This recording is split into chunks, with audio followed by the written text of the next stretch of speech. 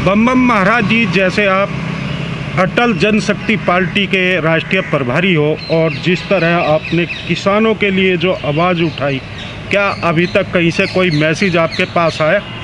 देखिए, मैं जो कुछ भी प्रयास किया हूँ, मेरा प्रयास किसानों के हित में भी रहा है और सरकार के हित में भी रहा है और कानून और शांति के व्यवस्था के जो लॉ एंड ऑर्डर व्यवस्था है उसके दरमियान भी रहा है। मैं कहीं भी किसी भी प्रकार का बैलेंस का पक्षधर नहीं हूँ। ये किसान लोग जो कहते हैं हम किसानों की मांग को लेकर बैठे हुए हैं, लेकिन इनकी मांग किस प्रकार की रही है ये आप सबों से छिपा हुआ नहीं है, क्योंकि आप लोग ऑन द स्पॉट के मालिक हैं, हमसे बेहतर जानते हैं। जहाँ तक मेरे प्रयास की बात है तो मैं आपको अटल जनशक्ति पार्टी का राष्ट्रीय प्रभारी होने के नाते और अटल जनशक्ति पार्टी का देश हित में जो उद्देश्य है और कार्य है उसके नाते आप लोगों को साफ साफ बता देना चाहता हूँ कि कोई भी अराजक तत्व यदि देश की संघीय ढांचे के साथ छेड़छाड़ करेगा, कोई भी अराजक आंदोलन देश की संप्रभुता को चुनौती देगा, कोई भी अराजक तत्व देश की शांति को भंग करेगा, कोई भी अराजक तत्व देश की कानून और व्यवस्था को चुनौती देगा, तो उसको मेरे से होकर गुजरना ही पड़ेगा। मैं उसे बीच रास्ते पर अंगद की पेड़ की तरह अटल जनशक्ति पार्टी उसे काउंटर करेगा और जवाब देगा। और मेरा बीच में एक क्वेश्चन है, जिस तरह जो किसान आंदोलन चल रहा उसमें बहुत सारे दल उसमें आए हुए हैं, किसानों के दल जो आपने बैनर भी देखे होंगे, 30 से 40 लोग हैं, उनको क्या आप मैसेज देना चाहेंगे? ये जो 30 से 40 लोग हैं, ये सारे 600 किसान संगठन में से 30-40 लोग का क्या महत्व है ये आप खुद ही समझ जाइए। लेकिन जो मैं आज के इस प्रेस कॉन्फ्रेंस के द्वारा अटल जनशक्ति पार्टी की ओर से मैसेज देना चाहता हूँ वो साफ और स्पष्ट है कि बहुत हो गया आँख मिचौली का खेल और खेल। अब ये आँख मिचौली का खेल हम ज़्यादा नहीं खेलना चाहते। मैं सरकार से भी कहना चाहता हूँ और सर्वोच्च न्यायालय से भी कहना चाहता हूँ कि आप लोग शाहीन बाग 2 को आगे मत बढ़ाएं। इसको अब बिल्कुल ही ख़त्म करने का, समाप्त करने का वक्त आ चुका है। अगर आप इसे नहीं करेंगे तो मैं करूँगा और इसके लिए मैं प्रशासन से, भारत सरकार से और भारत के सर्वोच्च न्यायालय से मांग करता हूं कि वो आप मुझे आज्ञा दें, आदेश दें, अधिकार दें, ताकि मैं इस किसानों की इस समस्या का हल शांतिपूर्ण तरीके से देश हित में, किसान के हित में और सबके हित में, कानून और व्यवस्था के हित में कर सकूं। अब मेरा दावा है कि मैं निरपेक्ष होकर जो काम करूँगा उसको सभी मानेंगे।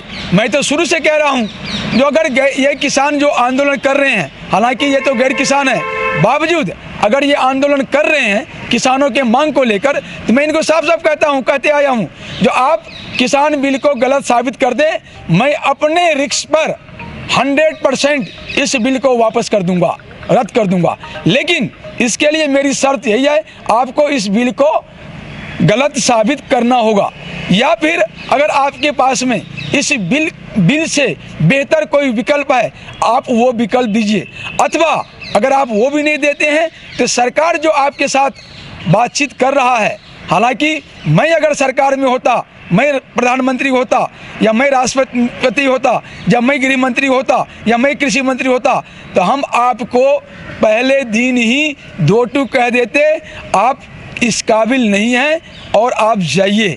और तीसरे दिन अगर आप कुछ करते तो उसका इलाज हम उसी हिसाब से करते, क्योंकि जहां पर यह सरकार चूक गई है। क्या करना चाहते हैं बताइए? सर, जिस तरह जो किसान विरोध कर रहे और आप कह रहे कि मैं समाधान करवा दूँ, मगर जो उनकी मांगे हैं वो सीधा सीधा कह रहे हमें ये बिल नहीं चाहिए। पहले संशोधन की बात हुई थी मगर सरकार अभी तक उनको लिख के दे नहीं पा रही, और आप सरकार की तरफ की भी बात करते हैं। ये कह रहे हैं हमें ये बिल नहीं चाहिए। ये कौन होता है? ये अगर पूरे भारत का प्रतिनिधित्व करता है ये संसद में अपना बहुमत लेके जाए, बिल बदल ले। जब सरकार 70 साल पुरानी धारा 370 को संसद के द्वारा बदल दिया 35A को संसद के द्वारा बदल दिया, 3 तलाक को बदल दिया, ढेर सारे कानून को कोलैप्स कर दिया, तो ये संसद के द्वारा हुआ है। आपको अगर ये कानून नहीं चाहिए तो इसके लिए आपको संसद में जाना पड़ेगा। क्या आपका सीधा सीधा कहना है कि किसानों को भी नेता बनना चाहिए? ऐसा है, किसान को नेता तो सभी को बनना चाहिए, क्योंकि हमारे सांस पर सरकार का ही अधिकार है, इसलिए नेता तो सबको बनना चाहिए, उसमें कोई दो राय नहीं है। लेकिन मेन बात यह है, जो आप अराजकता फैलाकर किसी भी संविधान को चुनौती नहीं दे सकते, आप देश की संवैधानिक ढांचा को चुनौती नहीं दे सकते, आप देश की संसदीय व्यवस्था को चुनौती नहीं दे सकते। आपको ये बिल पसंद नहीं है तो उसके लिए सीधी रास्ता है संसद का।